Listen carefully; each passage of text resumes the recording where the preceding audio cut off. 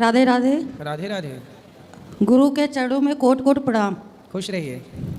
गुरु जी, हम आपसे ये प्रश्न पूछना चाहते हैं कि हमारे घर में सब कुछ है, भगवान ने सब कुछ दिया है, घर परिवार बेटी बेटा, लेकिन हमारे घर में शांति नहीं है। इसलिए शांति नहीं है क्योंकि आप ये समझते हैं कि हम कर रहे हैं। जो व्यक्ति स्वयं को कर्ता मान लेता है वो जीवन में कभी शांति को प्राप्त हो ही नहीं सकता जी। शांति चाहिए तो ये मानो कि हम नहीं कर रहे, भगवान सब कुछ कर रहे हैं। अपने को जीरो कर लो। जब आप ये मान लेंगे कि सब भगवान करते हैं, मैं कुछ नहीं करती या करता, अपने आप भगवान सब ठीक भी करेंगे और आप प्रसन्न चित्त से रह जाएंगे। जैसे आपके पास माना कि 1 लाख रुपए आपके हाथ में हैं जी। और आप 1 लाख रुपए लेके कहीं रास्ते में जाओगे तो आपको डर लगेगा कि कोई छीन ना ले, कोई लूट ना ले कोई। लेकिन वही 1 लाख जब आप बैंक में जमा कर दोगे तो रहेगा आपका, लेकिन आपका जो डर था वो खत्म हो गया कि नहीं? जी। हाँ या ना? हाँ।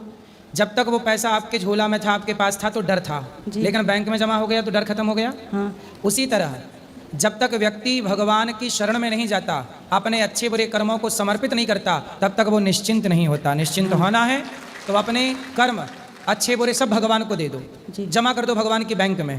प्रभु जाने प्रभु का काम जाए, आप हो जाओ निश्चिंत। अब आप सब अपने बुरे कर्म अपने पास रखते हो, मैं कर रही हूँ, मैंने ये किया, मैंने वो किया, तो फिर व्यक्ति जब रखता है तो टेंशन भी आएगी।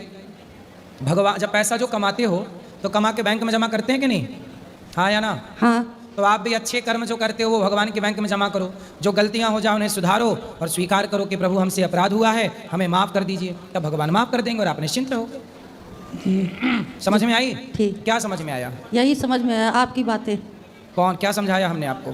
यही समझाया कि अच्छे कर्म करो, भगवान को समर्पण कर दो। हाँ। जो चीज़ें हैं अच्छे बुरे दोनों कर्म, जो प्रभु गलती हो गई हमसे, हम आपके हैं, जो हुआ सब भगवान को सौंप। अब सौंप दिया इस जीवन का सब भार तुम्हारे चरणों में। बस अब आप समझ गए। Thank you. Radhe Radhe Guru ji.